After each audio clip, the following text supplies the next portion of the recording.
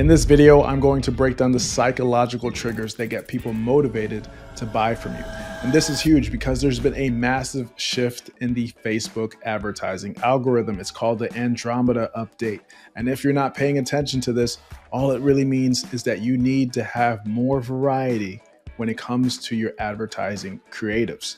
And the way you have variety is by understanding your client's psychology and the buyer's journey. Which kind of leads me to a story. I once had a client that had been following me for years. And when they became a client, they told me a story about how one day they were on TikTok scrolling away and they saw me make a video. In this video, I was holding up a bowl of cereal and I filled it to the brim. And then I calculated how much sugar was inside that bowl of cereal, as well as how many calories.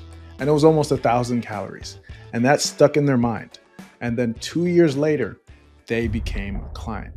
And that changed how I thought about marketing and also how I thought about content, because it allowed me to understand that, hey, this person might not be ready to buy right now, but they might be ready in the future. And I need to make sure that I'm creating content and ads for every single phase that they're in.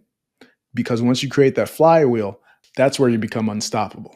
A little bit about me. My name is Dr. Emeka. I'm a physician and former health coach. And now I build marketing systems to help healthcare entrepreneurs scale their impact and grow their revenue. So let's dive into the video and start learning. 97% of clinics are wasting money on ads that never convert. And it's not because the ads are bad. It's because the messaging is completely off. So let's fix that. Patients do not book because of logic. They book because of emotions. And that's why in the last lesson, I talked about the importance of starting with the problem.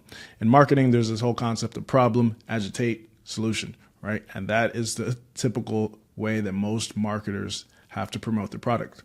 They find the problem that the person's really dealing with. They agitate it. They're like, oh, you have knee pain. Imagine what happens if it continues to get worse. You're not going to be able to walk around with your children or go to their graduation. And then they provide you with a solution. But you don't have to be like that. What you can do is get stem cells or PRP, and we can help your body heal from the inside out. It's non-surgical, and you'll get back on your feet in no time, right? That's the problem, agitation, solution framework.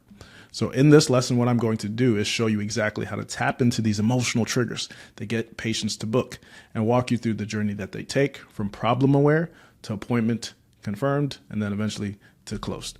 So if you get this right, you're never going to have to rely solely on referrals. Again, granted, you want to make sure you're always building up a steady pipeline of referrals. You do not want to make that the only way that you grow your business. So if you look at this little diagram, you can kind of see the process that most people go through. You have your wasted ad spend, but then you're like, you know what? I need to fix my ads. You understand the patient journey. You understand their emotional triggers, and then you tap into it. And then you start getting consistent patient bookings, right? That is the goal. And you can get there. Most clinics try to educate their way into more bookings. They use big words and they talk about the technology and all the science. Nobody cares, right? That's a huge mistake because patients don't think, oh, I need decompression therapy. I need an NF-kappa B antagonist. No, they don't need any of that. They think, I cannot sleep. I'm tired of limping. I'm scared this pain won't go away. I won't be able to play with my kids. And your marketing has to speak to that because emotion drives action and the logic justifies it later. So if you're not booking patients consistently, it's probably not just a traffic problem. It's a messaging problem because you have to understand that there's someone out there that has the exact same offers that you have that is doing way better than you with their ad campaigns. So the product is the same. It's the messaging. Product, messaging. Gotta fix that. So let's talk about how patients actually make decisions. So every patient goes through 4 different stages. There's the problem aware. They're like, hey man, something's wrong. There's a solution aware. And that's when they start exploring potential solutions. And then offer aware. They're considering specific options. They might look at your clinic and say, hey, this looks promising. And then action ready. So that's when they're like, you know what? I'm ready to take action. I'm ready to book. And they prepare to take action. And most clinics try to skip from stage 1 to stage 4, but that's pretty much like proposing for marriage on the first date. You look creepy. You look desperate. You need to stop love bombing. All right, relax. So what you want to do instead is you want to meet patients where they are. You want to speak their language at each stage. And that's how you build trust and get to the booking. So now let's talk a little bit of strategy. How do you turn emotion into action? Well, you're going to need a funnel, and not all funnels are made equal. I'm going to go over the most common ones that we use for the practices that we work with. The easiest, simplest one to set up is going to be a lead form. So we've all seen this. It's on Facebook or Instagram, and it's great for free consults or low friction offers. And it's really super simple to set up. The way it looks like is you're going to have this little form that says, hey there. Well, obviously you can fill in whatever information you want to, but it's a form that's inside of the Facebook platform that is easy to set up. You grab their information like their first name, their email, their phone number. You can ask them qualifying questions. Like for instance, in this specific offer, I asked if they own or operate a medical clinic.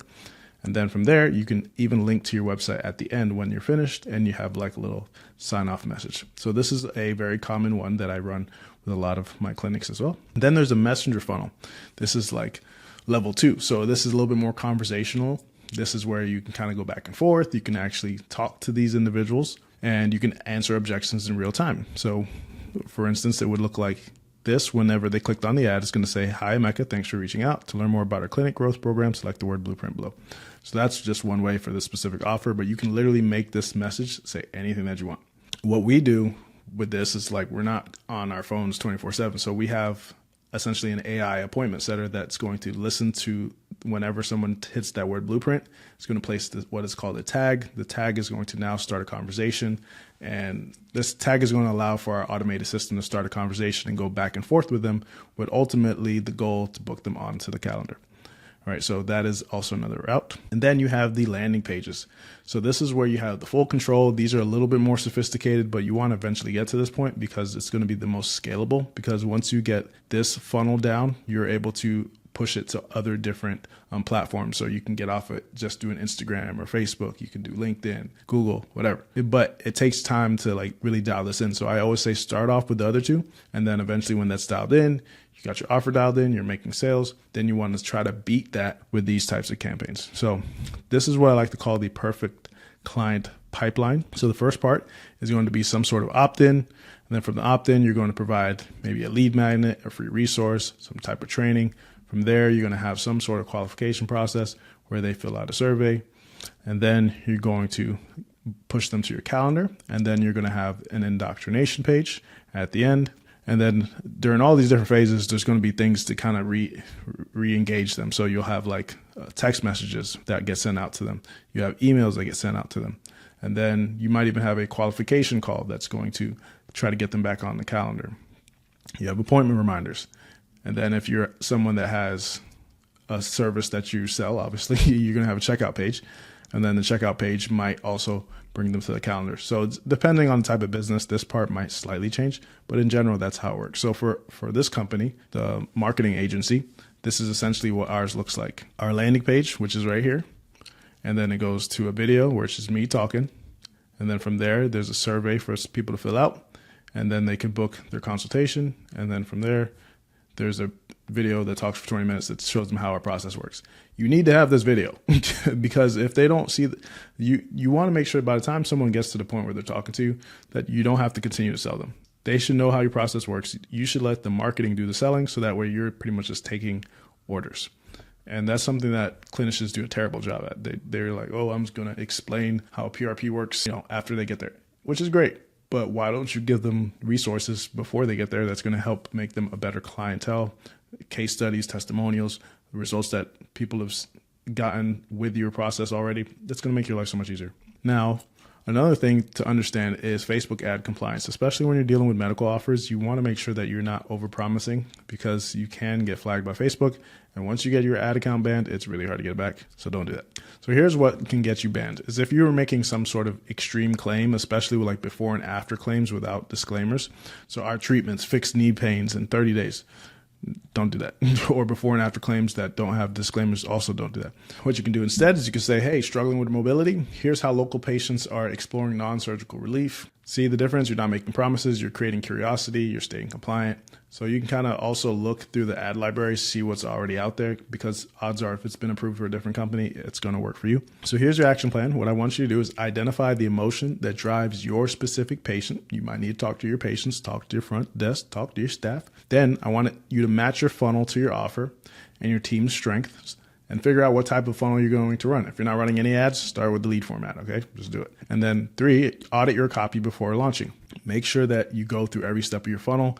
Everything's buttoned up, all the links work. You do not want to spend money if these things are not ironed out. And now if you want more templates and scripts and frameworks, definitely want to check out our community. Make sure you check out the ad vault. There's a bunch of different stuff in here, as well as a training, which you're kind of going through right now, which is the patient acquisition ads playbook, and then the start here section. So definitely check this out if you want more resources to help yourself launch amazing ads. If you're watching this inside the community, you're already here. And also make sure that you come here, you can introduce yourself, ask questions, and get some help. All right, so now go out there, launch some ads, and dominate your business. So now you understand the buyer's journey and the psychology to get people to purchase from you.